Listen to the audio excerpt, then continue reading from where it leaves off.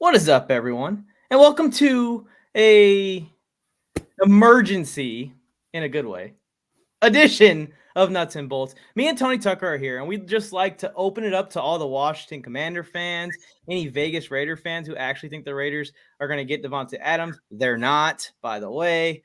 Any other fan bases that are mad? Jacksonville Jaguars, they made a bunch of bad moves today. Maybe Jets fans are just sick of the shit. Also, the Zumwa, come on. Y'all can go ahead and sign up now. We actually have a Los Angeles Chargers bandwagon application.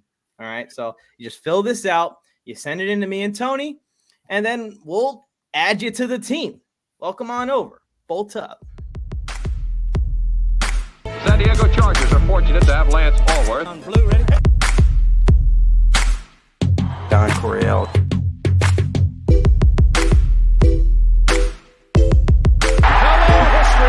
Touchdown, San Diego! Woo!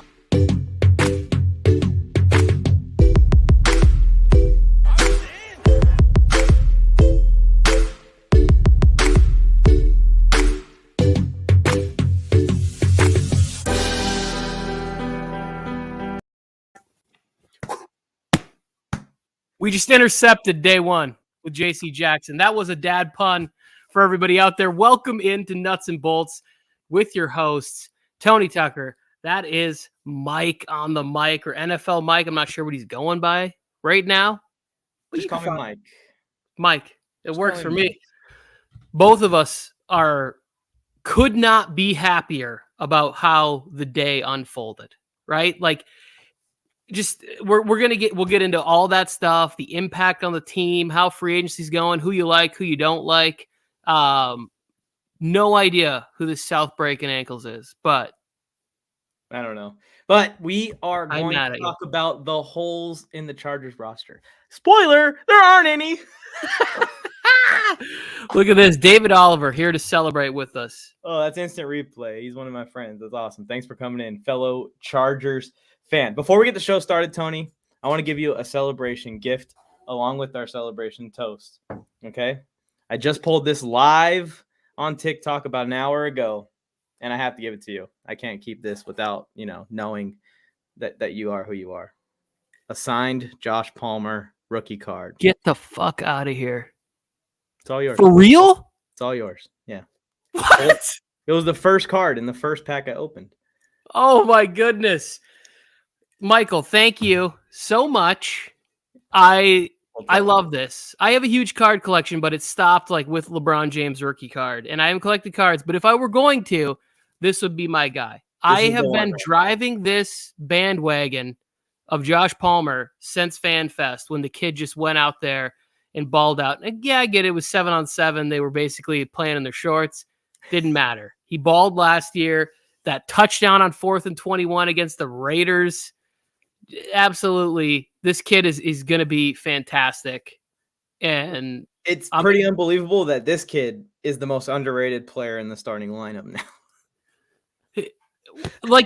So that's the thing is, when I look at it, and I was talking to somebody today and they were like, but they're not doing anything for offense. And I was like, well, we'll get into that, but thank you for that. I got mine. I got my cool one, so I'm keeping this one. It's like a moments card, and it's Herbert's first touchdown when he ran over the Chiefs in the first game because poor Tyrod. But hey, sometimes someone has to be the body shield and take one for the team. That was the moment where it was like, well, he can do everything. Like he's displaying the arm, and then he's just trucking people on his way into the end zone. Hasn't slowed down in 2 seasons. This is actually kind of frightening me. I just don't remember everything we did in those long Monday Night Football streams or those long NBA streams. I have no idea if he actually has a clip of me blowing a kiss into a camera. I don't know. Maybe he said, if you bring him, I don't know, if you bring JC Jackson, if you bring, Sebastian Joseph Day, if you bring these players that we wanted, I think Joseph Day was on both of our wish lists that we did on our last episode of Nuts and JC and Sebastian. But Raiders zone, who the Raiders signed? There was news that they're working on a deal with the Badger. Never broke that they officially signed him. So what happened? It fall through? Oh, I didn't see that. I went through the NFL tracker right before we got on, and it didn't have anybody linked to the Raiders yet. Big baller cards. Rewind. I just gifted Tony a card. You got to rewind and look at it. But he's saying Joey's somewhere crying right now. Yeah, he ain't coming on tonight. That's his boy Meat Hammer, I think, right? Oh, The is one that Meat big Hammer? baller guy? Yeah, I think so. What's going on? Chargers. Yes.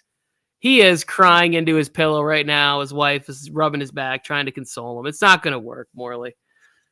Today's been rough. The Raiders are selling the bag. Yeah, dropping the bag, fumbling the bag, selling the bag, just falling way behind. But then again, the Broncos and Chiefs also made no moves. All right, Tony, where do we even start?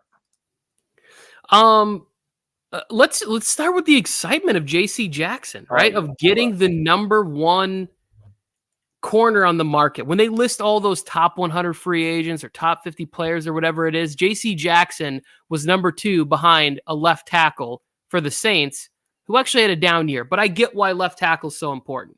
You know, like think about what he could have done for the Bengals in the Super Bowl. So it's a big move. Think about what Rashawn Slater did for the Chargers last year. Getting that left tackle, I get why he's number 1. But then you go to number 2. And I had my doubts, my hesitations about Jackson, right? Like when you first told me this is the guy we want to have, we got to have him. And I was like, but it's Belichick. They don't do well. And then the more I watched, I was like, you're absolutely right. Like the kid's smart. He can cover. I think he's got a personality that was kind of kept in check from being in New England. Like we might be getting some flavor with Jackson, Derwin James. Yep. And this was the biggest thing that I saw from signing J.C. Jackson. It elevates Mike Davis to the number 1, number 2 corner in the NFL. Like, I don't think that, and nobody else is as big and can cover, who can still, you could literally put both of those guys on an island. Like, if you told me that he was going to go one-on-one with T. Higgins and J.C. was going to go with Jamar, and we're going to bring the house with Khalil Mack and Joey Bosa, bring it on, Bengals! And Sebastian Joseph Day and Jerry Tillery. I mean, the D-line is and I've been watching Sebastian Joseph Day stuff back, and we're going to talk about that signing as well. That's a big one. That's a huge one, too. He's a bat ball king, and he gets after quarterbacks from the inside of the D-line. But, yeah, I love the JC move. This is probably my favorite offseason move the Chargers have ever made, honestly. I love the Corey Linsley move last year, and that's back-to-back years, by the way. The Chargers have gotten a top 3 ranked free agent and an all-pro level player in free agency. But I like that you point out that you were worried about the Bill Belichick thing. But here's the thing about the Bill Belichick thing. Bill Belichick usually moves on from aging star players that he doesn't want to give that final, like, we're going to ride you off into the sunset as a Patriot deal. J.C. Jackson is not that kind of guy. This man is 27 years young. He's going to play 4 elite level years in the NFL again. And I always thought that he was a zone guy until I really looked into it. And he is just an all-around really good corner, top 5 in the league without a doubt. And you can argue him probably into the conversation with like a Jair Alexander kind of guy. And people don't really pay attention to JC as much. Because I think in New England, that defense is just accepted to be good. It's just expected to be good. And I think Belichick gets the credit. It was the same thing that I was saying to you about him. I see Cody. I see you in here. Thank you for stopping by. Hit that subscribe button. We got a great season ahead. Love the thumbnail there. I'm not forgetting about Asante. I think they are going to push Asante inside there. And eventually at the end of this video, I'd like to talk about potential draft opportunities with the 17th pick. It feels very wide open, and I almost won't be upset no matter what direction they go in. You could tell me they're taking Matt Ariza. I'd be like, bring it up. Let's go. But Tom Telesco earned my trust back. I'll tell you that much for damn sure. But yeah, don't forget about Asante. This is key for Asante Samuel because I feel like he's built for the slot. No matter what Asante says, he wants to go out and compete with the best wide receivers. I hope you had fun your rookie year, Asante. You're going inside. You're playing the slot. You're going to play some of the speedier slot wide receivers in the NFL. And I love it, honestly, for him. I think that he is going to be better in coverage than all the slot receivers in our division except for Hunter Renfrow. And those situations, they're going to give him help with Nas and Derwin over the top. So that's going to be awesome. And they're not going to have time for these Hunter Renfrow triple routes. They're not even going to have time to run them anymore. They're not going to have time for Darren Waller to run 30 yards up the seam because Khalil Mack, Joey Bosa, Sebastian Joseph Day, and Tillery, and maybe Jordan Davis are going to be coming for his ass. And I say his, I mean Carr. Yes, for any opposing quarterback, to me, is in for a sleepless night before they have to play this Chargers defense. The thing with Asante is moving him inside. He wants to play the best. We're seeing a lot of the best receivers in the slot. We're also seeing a lot of teams moving their best receivers into the slot to try and get them an advantage in coverage. But now you're bringing them in to deal with Asante. That doesn't give you a break. It's not like you're bringing him in to go against Chris Harris Jr. Don't get me wrong. He was very smart, but his better days of athleticism were behind him last year, and he just kept getting beat. Like, he couldn't do it anymore. So I love Asante Samuel. I think whether you had him outside, if you told me he talked the coach in, he's going to stay outside, they're going to put Mike Davis in the middle. What this brings is depth to that position without even going into the draft. Yeah. Like pick 3, there's going to be some good big corners that could come in, have zero expectations, and just be depth pieces. Guys that play on special teams. Maybe you bring in one of these corners that's also a versatile kick returner. Like, now all of a sudden you get an upgrade at special teams and at cornerback, and he'll get some easy reps in there where you can bring him in and have him playing Sterling Shepard or something, where it's like he's good, but like this is a place to cut your teeth rather than cutting your teeth against Kupp, Tyreek Hill, like some of the better, bigger receivers. Yeah, and I agree. And Big Baller Cards is pointing out it's a luxury to only have to rush 4. And that is what Brandon Staley's number 1 ranked defenses last year in LA was built on. That front 4 being able to rush and that secondary being able to play man coverage. And now we are built on, dare I say it, better. I mean, I think we got more guys at a higher, like across the line, a higher level than what the Rams had that year. I love Leonard Floyd, but Khalil Mack. Yes, I'm with you 100% on that, right? Like, the potential of talent there to me is, it sways a little bit because Aaron Donald is so gifted, right? Like, yeah. I think if we combine those two lines side by side, he's definitely one, and then probably Bosa in that group of players. But I think David said something too.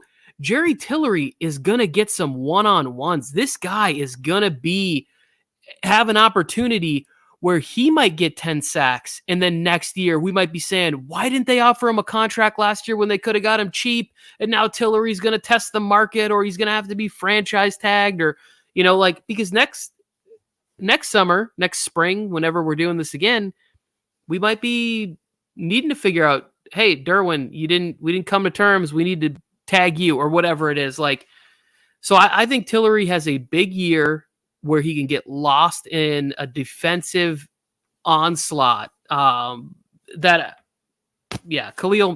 Mack, J.C. Jackson were added to a defense that was good. The one problem was they couldn't stop the run. Like, and then you bring in Khalil Mack to help with that. Come on. And we might not be done yet. There is a lot of rumors going around. There's a lot of tweets going around about a Joey Bosa restructure that could clear upwards of $10 million. Brian Bulaga cut that could clear another $10 million. And there's even talks of a Khalil Mack already restructuring to help the team out to sign some players once he's officially on the team on Wednesday. So the Chargers might not be done. And I see everyone in the chat, and I love that the chat's lit up right now. We're going to talk about what's next for the Chargers after we talk about our other big addition of the day. I think we can skip over Austin Jackson. I got to do more research on him. I like the move, I think, from a quick glance at his run stop stats. He actually ranked really high run stop wise from what I'm seeing all over Chargers Twitter. And Chargers let me do that. I went and did a couple of quick videos from 2019 when he was playing with the Titans. And the guy is really tough to move. He's going to be really good first and second down. He does have a little bit of ability to get into the backfield, right? But the main thing in all the highlights they were showing was that it was just so hard to get him off the line of scrimmage, and anything that was coming his way, he was taking on double teams in some of these highlights, Mike. Like, where this guy's eating up 2 blockers.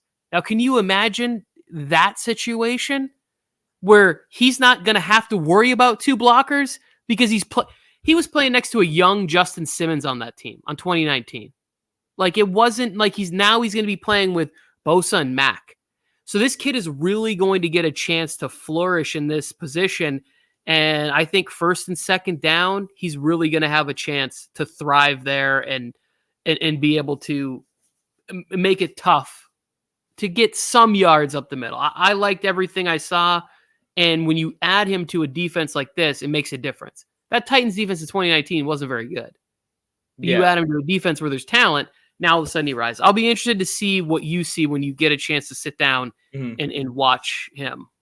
Yeah, I'll take a peek. I was looking at his numbers from last year, and the things I like seeing was the high grades in run stop and the high number in tackles. And I go and look, I'm like, high number in tackles, how have I not heard of him before? I realized that he got a lot of playing time last year because of injuries to the Giants. And he played 17 full games. He played in 17 games last year. Some health on the D line. So I like that too. If you're thinking about the Giants too, like, I mean, they were losing like almost every game. So teams were just running the ball at them. Like, hey, we need to get home. We need to get out of here without any injuries. But he was making the plays. I went to the Giants-Chargers game. I probably saw him play. Don't even know it because the Chargers just walked on him. But that will go down as one of the greatest throws we've ever seen. Big Baller Cards. I need you to screen record this and send it to Joe. Joe, 4K. We got Raiders fans out here sending in applications to come and be bandwagon Chargers fans already. It's only been a couple hours, and we already got them in here. I hope the Raiders don't tank. I want this division to be as competitive as it can be. Cars. I 100% agree. Speaking of Carr being screwed, talked about JC, talked about Austin Jackson. Chargers weren't done, of course. Not only extending Destin Hopkins late in the day yesterday, which is a good move, 30 of 34 last year, the first good kicker the Chargers have had since I've been alive. And also, the Chargers add Sebastian Joseph Day. Me and Tony have been hitting our desk like we're Skip Bayless on crack about Sebastian Joseph Day all offseason. And sure enough, he comes to the Chargers. All the connections were there. All the reports were there. Oh, boy. Tre'Davious Ward just left the Chiefs for the 49ers. But, yeah, he just signed with the 49ers, a 3-year deal. So he's the kingdom is falling. But, yeah, so Sebastian Joseph Day, Tony, we've been hyping him up all offseason. This guy might be one of the more underrated interior D linemen. $8 million a year, the same amount that J.C. Jackson's hitting the cap. Every contract is just coming out, and I'm just – what do you think about the addition? This is what I think and what I love so much about Sebastian Joseph Day. He was predicted at like $5 million, but Telesco wasn't frightened by that. He didn't say, oh, it's going to be a couple extra $1 million. No, we need this kid. He has a connection with Staley. He played really well. Staley was the defensive coordinator there. Like, he played well while he was there. Now, I hear some people going, yeah, he played next to Aaron Donald. It's probably easy to eat. It's like, no, watch the kids' games and highlights. Yes, baby. You going to bed? Yeah. Okay, good night. I love you. Say sweet thanks for J.C. Jackson going to the Bolts right there. I just brainwash him young. But I just think that Sebastian Joseph Day's ability to come in and be able to continue to play with high-level talent, we've already seen him next to high-level talent, and he stands out. So if he can do that now, it's like, last year, we didn't make the playoffs because Brandon Staley called a timeout to put our run stop defense on when we were the worst run defense in the league. You could have done a crapshoot with a freaking fan selection and had a better chance of stopping the run. But I digress. This year, when he calls that timeout and he's like, hey, you get in there, that I have no doubt that if you're going to run and they know you're going to run, it's at minimum going to be like a 1 to no yard game. Yeah, I agree. And I feel like this is going to help Joey Bosa have a career year too. I think we may count up 15 Bosa sacks if he can remain healthy for 17 games or 14 games even, because Bosa gets double teamed on almost every snap and chipped by running backs. and chipped by tight ends all game long. You can see it when you're watching the end of those games, and Snake Sports Talk is in here, big Chargers fan as well. Thanks for tuning in. He can also attest to this. Bosa will be absolutely gassed by the time we get to the fourth quarter, let alone going to overtime in game 17 of the year. Raiders fans, you ain't going to get that cheap shit again. I'll tell you that right now, because Bosa's going to be rested. They're going to be able to rotate him across the line, in and out of the line, and come the fourth quarter is going to be the time where Bosa's eating, not holding on and trying to breathe air, suck in air for his life anymore. Bosa's going to have a big year. Bosa's going to have a huge year, in my opinion. I think Bosa and Tillery are the two guys to watch out for potentially having career years. Anything else to add on the additions? And we can start talking about kind of like what's next, because I see a lot of comments about it, talking about Jason Verrett. I got a couple people in mind with the little bit we got left, or if we do clear a little bit more space. No, because everything that I would be saying would be about what's next, right? Because, well, you got these three. There's no reason to stop with this and be like, hey, it's been successful. We were able to retain Mike on what now looks like a pretty good deal. When you look at what Christian Kirk got, and I'm a fan of his, but not that kind of money. I'm a fan of Zay Jones, but not that kind of money. Like, now you look at Mike Williams, it's like, oh, the deal's not that bad. It's not that far off if receivers are going to start making this kind of money. That's good news for guys like, for Juju, because he might tell the Chiefs, hey, I'm not coming there. Look at what these guys are getting paid. Yeah.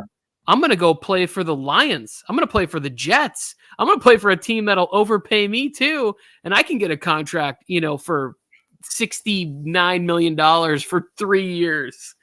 Like, okay, good luck with that. Dump offs over the middle for 4-yard gains and good blocking on sweep routes. Congratulations. Yeah, I guess the Chargers, the Jaguars spent $230 million today. I know we're not talking about this because it's nuts and bolts. I do like what the Jaguars did.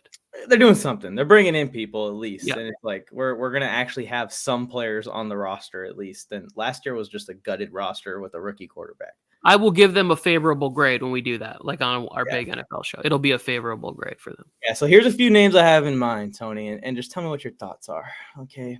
For one, I have been critical of Linval Joseph's ability to go side to side. He's more of a straightforward bull rush, but he does do a very good job at clogging the middle of the field. If he's like, hey, no one wants me, I want to play one more year, and I see that I have a potential to go to a Super Bowl now. 1 year, real team friendly. I kind of want Linval Joseph back now, because I'm not mad at that at all. He doesn't really need to be anything other than like our 3rd and 3 run stopper, goal line play run stopper. Yeah, very Gilbert Brown from my youth. I know you won't remember that, but Gilbert Brown was like a 390-pound defensive tackle that Green Bay would bring in. And it was amazing. Yes. Yeah. So I kind of like the idea of him coming back now. And I think that that's something that the Chargers would do, because he's been a team captain actually his entire time as a Charger. So he actually is beloved by the team inside the locker room and around the facility and organization. And also too, again, everybody, so let me just say this really quick before we fully dive into this, is that like when you elevate one level of one side of the football or one element of your team so much, it makes everything better.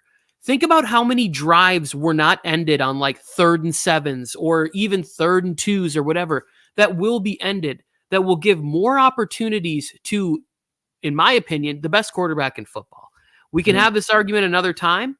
It started last year. This year, it'll be recognized by many. And by year 4, I will not entertain any arguments. Like this, Justin Herbert is going to ascend quickly, rapidly, fast. It's going to be insane what's going to happen. Yeah. You give him the football more because the defense is better. You get more takeaways. You're trying to tell me we're not going to have more turnovers with J.C. Jackson in our secondary and Khalil Mack on defense? The one person that I'm really kind of worried about not coming back is Kaiser White. But if some of these other rumors of restructuring are true, I would like to have him back, because we missed out on the linebacks. I wanted a Luakon or Campbell or whatever, and these guys signed for about $10 million.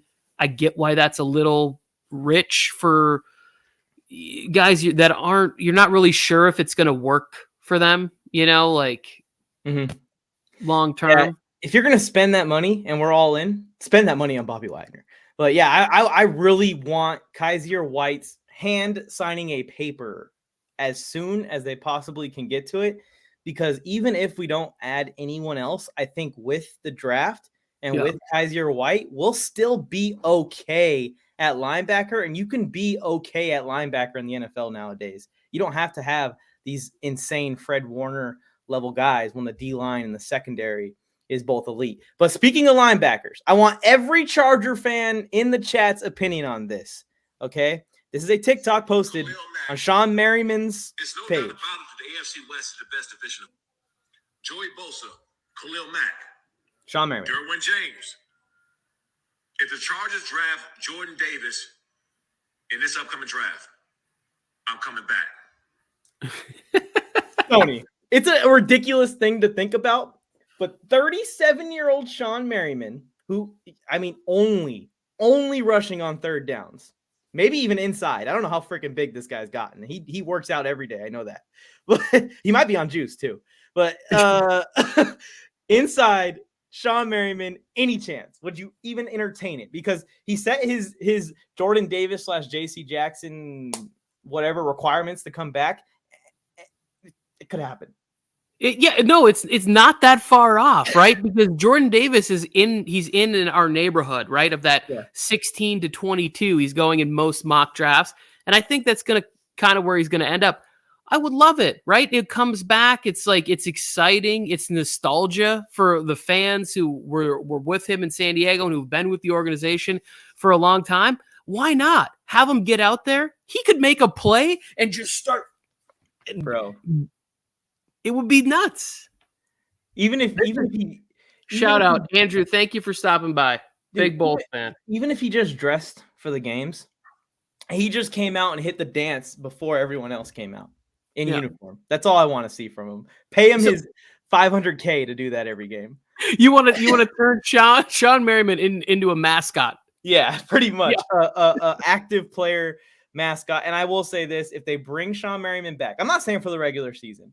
But say we're going into the playoffs and this team is 14-13-3. By the way, a Raiders fan, shout out to Juan from the Max and Juan cast, commented on my video about signing JC Jackson. And he's like, I've seen good Chargers teams before. You'll go 14-3 and choke in the playoffs. And then I responded with, so you think, as a Raiders fan, you think the Chargers are going to win 14 games? That's already saying something. That means we did something. If you're out here calling for a 14-win season, I think that would tie for the most in the history of the 17-game era, which is only 2 seasons long. But you just called for an all-time 17-game era season from the Chargers, Juan. Hope you realize that. But if they bring Sean Merriman back, we're in the playoffs. You better bring Philip Rivers back as our backup. All right? He can go as a backup with Easton Stick holding the clipboard in shorts, back up Justin Herbert all the way to the Super Bowl. And then when we're kneeling on Brady's ass, Rivers goes out there and kneels the ball. So I love it. You just want to bring back all like Antonio Gates. Bring him back. Yeah. LP, let's do it. Put him in the uniform.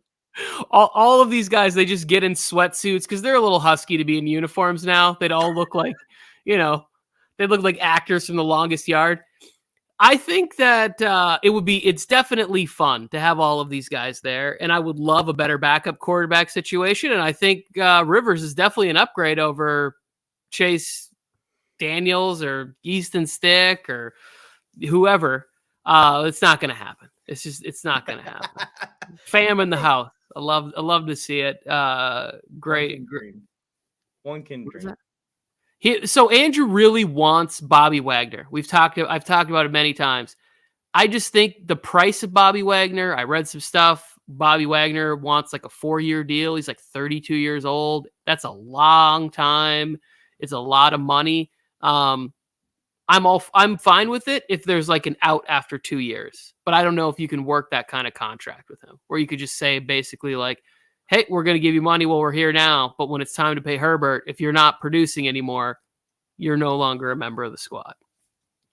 Yeah, we'll see what happens with the Bobby Wagner scenario. Bobby Wagner's camp said that they want to play, like he wants to play in his hometown, which is Los Angeles.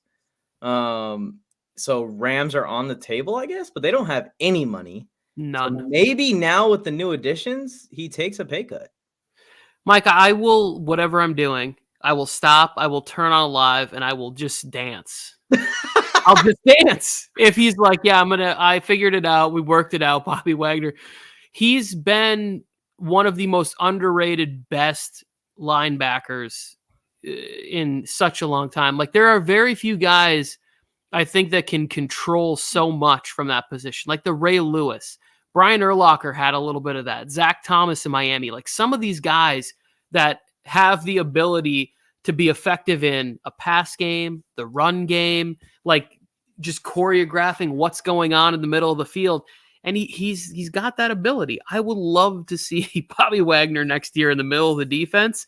And we would all be booking hotels for Arizona for the Super Bowl. I'll say that right now. If Bobby Wagner, I already feel like I'm going to.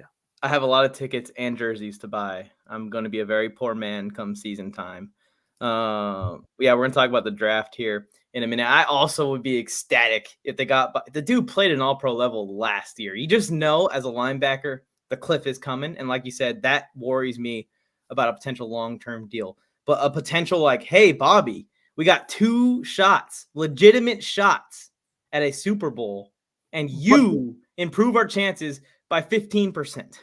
So one of the things I told you when we were talking was that I was okay with taking shots on a couple of old guys. And if we're not getting Akeem Hicks or Fletcher Cox or somebody in the middle who's also old, we already got Khalil Mack. He's a little bit older.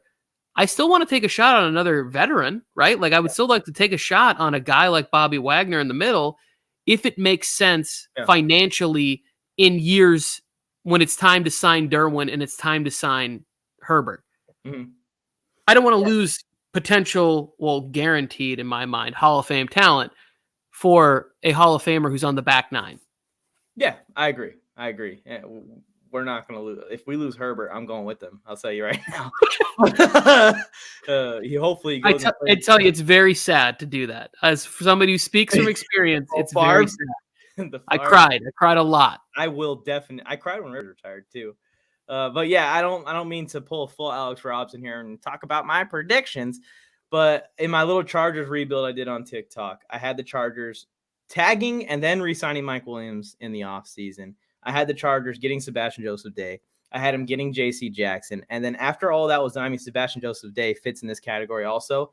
My goal was to fill the roster up and try and add some guys, even if they're just backup level, that have some Super Bowl experience, that have some playoff experience, that have been on successful teams. Because when it comes to the end of the season, some players are going to have to step up in some moments if injuries happen. And has any team ever gone through a season without a single injury? I don't think so. So I'm not sure who those guys are, but if the Chargers sign some veterans that have playoff experience, that have been on the Patriots, that have been on the Chiefs, that have been on the Rams last year, like Sebastian Joseph Day, I'll be happy with that too as depth pieces. You want to move on to the draft because everyone's lighting up the chat in the draft. I just want to. Go ahead. No, I just want to say this, and I'll make it real quick. Mm-hmm. What we've seen so far in this also means I think that Telesco's willing to be active at the trade deadline this year. Because if you put this much into this team, I think there's an opportunity where things are going well. All of a sudden, they're like, "Hey, this team isn't doing well," and they want to get off this player. There was an injury on this team, and they want to get off this contract, and they're going to eat some dead money. I think that this is a year where the Chargers look around and they go, "You know what? They want to get rid of their tight end." Like, I don't think we need to go into the year with a locked up tight end. We might be able to do it. Bring us OBJ. Bring us some ace bandages for our knees.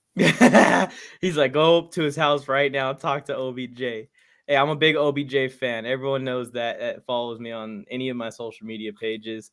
With what we have, I'm very excited about the wide receiver core. But the phrase best player available is now being thrown around, and it should be thrown around. The Chargers are in a situation where even if it's like, hey, we're just making this secondary amazing with a corner, or we're making that wide receiver core the best in the NFL with a Chris Olave, or if, God forbid, Garrett Wilson falls to us.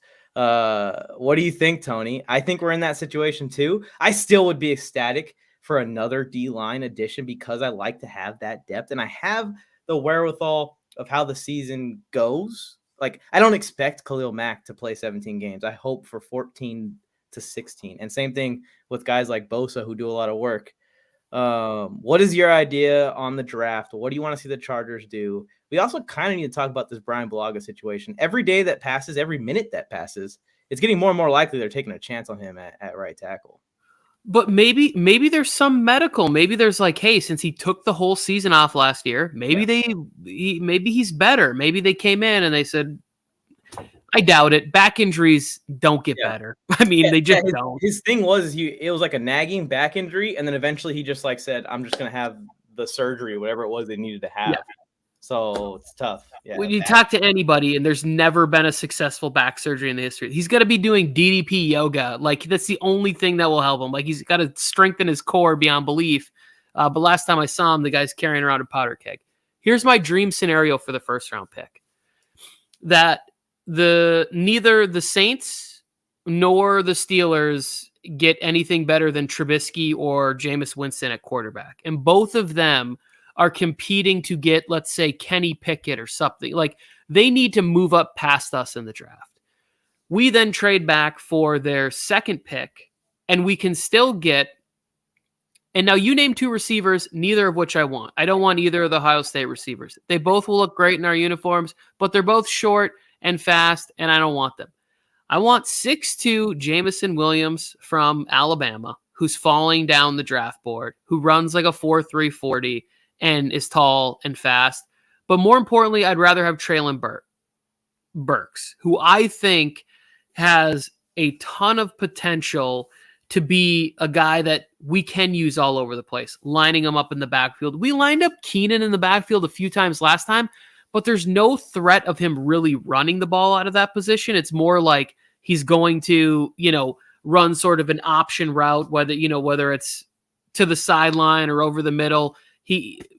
But I think Burks is the big body, 6'2.5", 220, but still runs 4.5, 4.4 speed. Like, he's the kind of player that I think you could get him really easy catches, really easy touches, maybe 20 runs and 35, 40 catches out of that wide receiver 4, split 3, whatever, where he could do some damage in the offense year one on this team. Ultimately, if we stay with the pick, I want to go with Jordan Davis. But if we got the second round pick for trading back, we could get the guy that I love, Travis Jones from UConn. It's not a big school, but if you turn on Travis Jones, he's going to go in the middle second roundish area. The kid is really good, really big, can rush the passer and stop the run. You put him in there, and he doesn't have to be a starter because we've already added proven talent at the position. So, like, I would like the opportunity to get a second round pick back.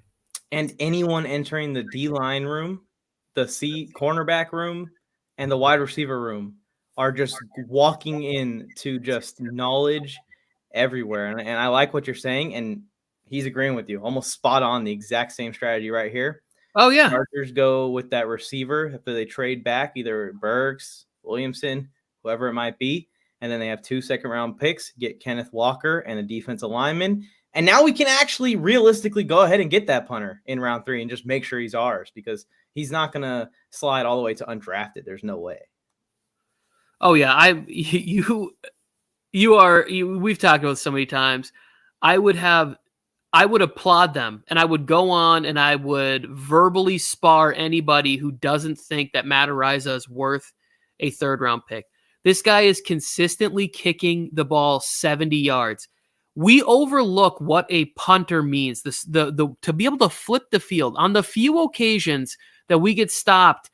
Just imagine last year if Staley on his own 18-yard line is like, well, my back's against the wall. I feel like I need to go for it. It's the best option. No, it's not when you have this kid, because all of a sudden he flips the field, and now the Raiders might be inside their own 10-yard line. So it's like, but they're not going to do that with Ty Long. Like, they're not going to be like, yeah, get us. He had the lowest punt average in the league last year.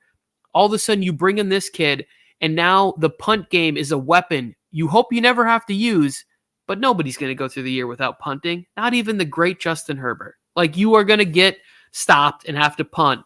And if you have that kid, it's insane. We're pinning him deep almost every single punt, even if he's punting from his own 20. Yeah, and special teams doesn't get talked about enough. Special teams lost the Green Bay Packers their season, a team that was loaded, in my opinion. And it's hard to build a team the way they build teams and get it to where you have that many great players on it. And they wasted a chance to win a Super Bowl because of special teams being bad. Our special teams is famously bad. So I would love to see the Chargers get that kid. I think that I agree with you. Everything I've seen on him, he just booms balls. And I just want the Chargers to be so hyped up all over the internet. And he's going to make some viral punts. He's going to hit a couple scoreboards too, probably. And let's say something happens to Hopkins, or we get into the season. I know we just re-signed him, but let's say he misses a couple kicks. This kid was at the combine being like, oh yeah, I kick field goals too. Knocking him in from like 52 yards. Like, consistently knocking in, and he punts the ball 75 yards. He's a weapon that cannot be understated. And I think it's I just think it's worth a 3rd round pick. I mean, especially, this is the other thing. I keep seeing people, oh, we need this person at number 17. Really? Can you find a player at number 17 who's going to be a starter on this team? You going to take an edge rusher and start him over either of those guys? No. You going to take a receiver and start him over either one of your $20 million receivers? Nope. You going to take a running back and start him over Austin Eckler? Nope. You going to take a corner and start him over J.C. Jackson, Vato, or Asante Samuel? Nope. Like, the pick at 17 gives us so much more value if we trade back and we get a 2nd round pick, and we're still going to get a player that can contribute in a limited basis and be there for next year. He can be there for depth, for injuries, hamstring pulls, at whatever position it is. Yes, Curran just said Jordan Davis. If we're picking at 17, he's my number 1 player. I told Mike this, what was it? The day after the Chargers season end, or shortly thereafter, I sent Mike a list of 3 players from Georgia. I said I want Trayvon Walker. His stock has gone too high. There's no way he falls to us. I said that I would like Nakobe Dean or Jordan Davis. These are the 3 players that I would like. The reason I love Nakobe Dean is because if you watch any of the Georgia tape, he's so freaking smart. Like, he's always right there making a play. But I would rather have Jordan Davis.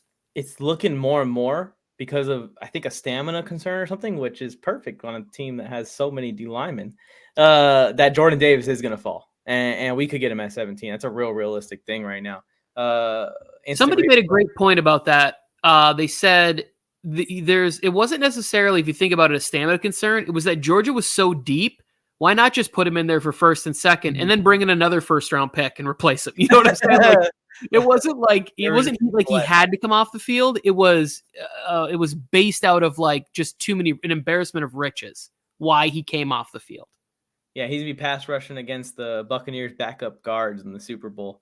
4th and Staley from David Oliver, also known as the Instant Replay on TikTok. I think we're retiring 4th and Staley.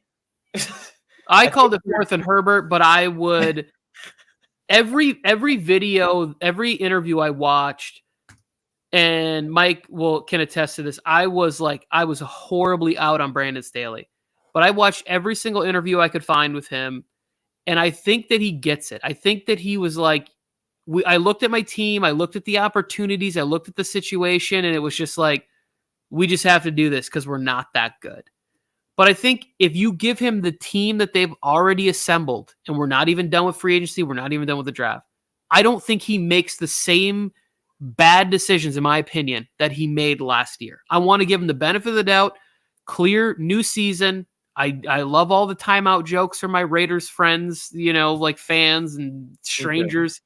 When they see me wearing Charger stuff, they'll be like, hey, and I'm like, I don't know you, so take a hot, I don't do that because I'm a grown up, but I would like to. All the jokes are coming to an end. I even told Juan in that little back and forth Instagram comment section, because his next comment was highlighting all the injury prone players or whatever he was trying to come up with. And I said, you can't give us 14 wins and then say the whole defense is going to get injured in the next take. And he said, you know what? I give up on arguing with you because you're clearly not going to back down. Those jokes, go ahead. Use them up, Raiders fans. trust me, you're gonna want to use them while you can. Oh man, let's keep going here.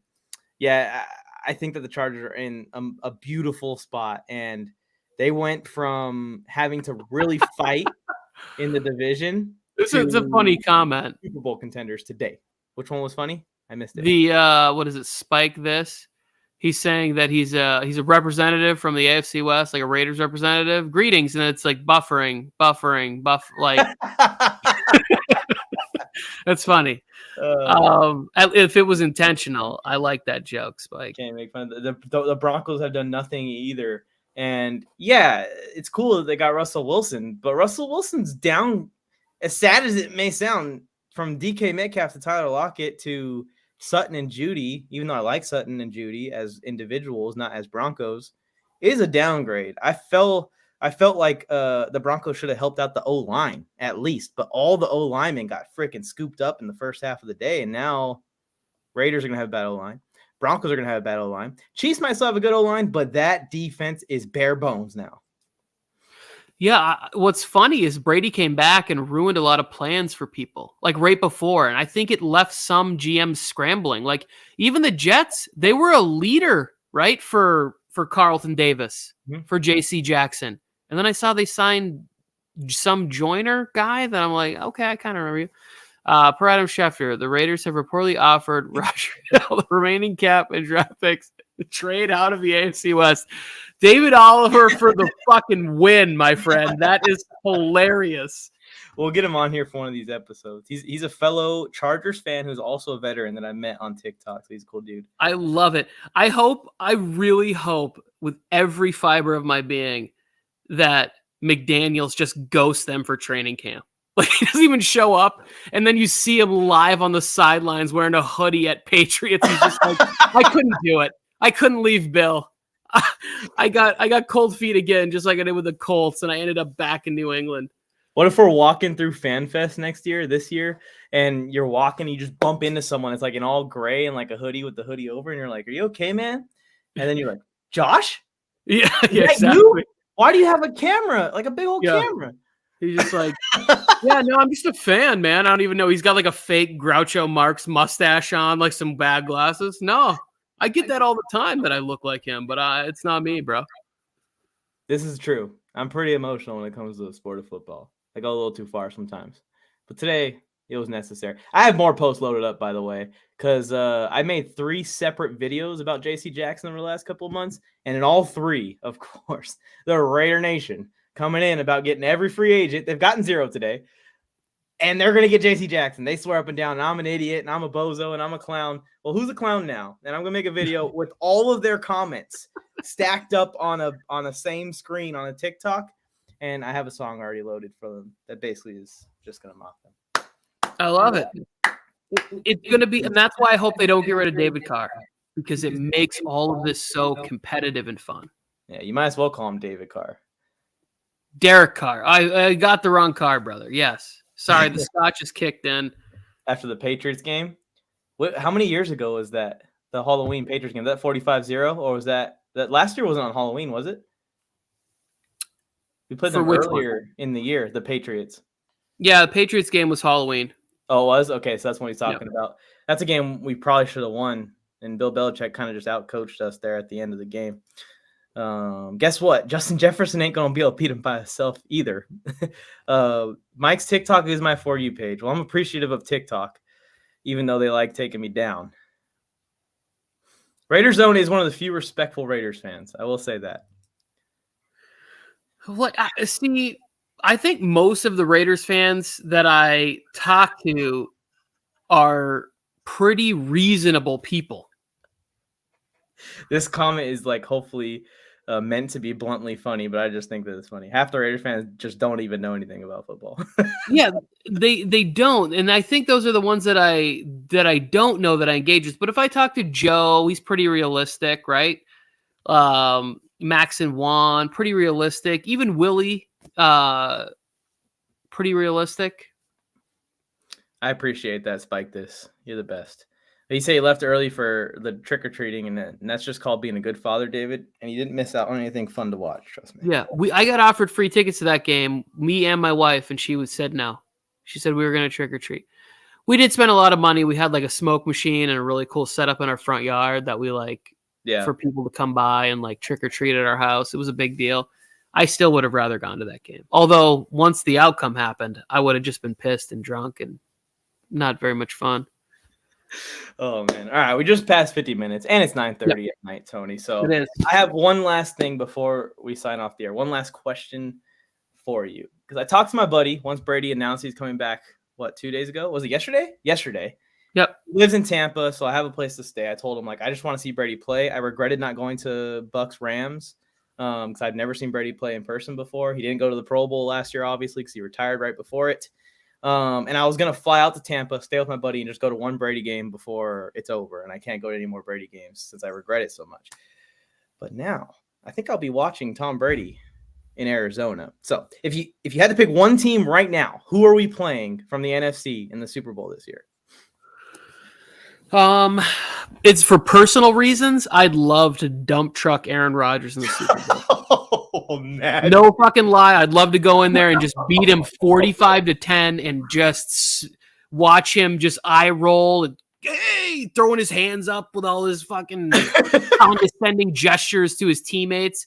That he's looking around. They can't even sign any wide receivers. Their all-pro wide receiver is at odds with them right now. And he's like, well, I can't release my contract details. So it would be the Green Bay Packers 45-10. And it would just be amazing. Yeah, I wish Aaron Rodgers luck in the playoffs next year when half of his roster is gutted and he's got to see Trey Season in San Fran in round 1 again. Good luck. Good luck, my friend.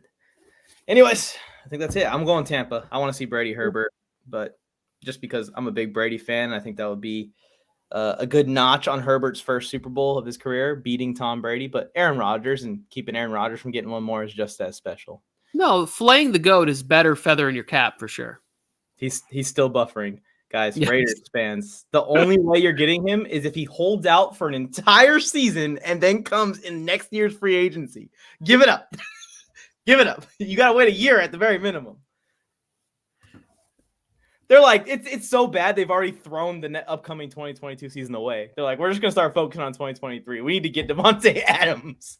I don't see it as, I don't know. Maybe it is. Maybe it's terrible. Like, if the fan base is like this, McDaniels must just be doing the same thing.